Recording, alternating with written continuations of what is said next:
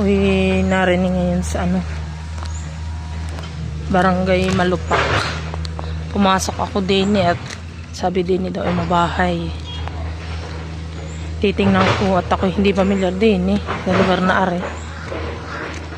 Titingnan ko nga kung mabahay nga doon at pupunta ako doon.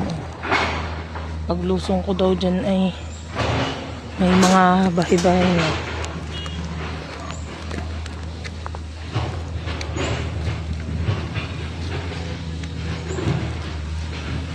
Uy, wala pang buhay naman, no?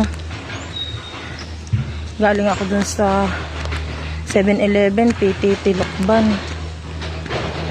Hindi nakadali. Maghahanap tayo ng bagong area. Yan. Puntahan natin yan. Sabi malapit lang, pero medyo malayo-layo na din ang nalalakad. Yan. May mga bahay-bahay na Ay, hindi pala bahay. Parang poultry pala. Sabi, dako-dako lang daw Mabahay na. Ay, titingnan natin to. Ari, ang natagpuan ko din sa Malupak. Pasyalan yata ito.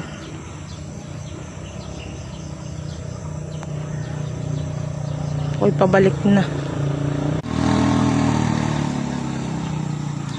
Ako'y pabalik na at pala naman yung lugar ng ari. Kakunti ang mga bahay. Wala ding nadali si Jesus po. Nakakita naman ako mga gana-gana rin.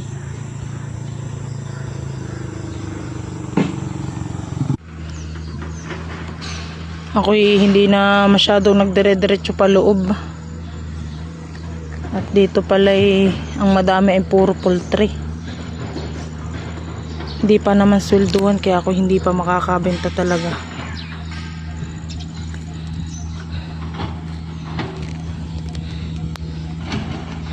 Luglog si Gisa din sa Malupak.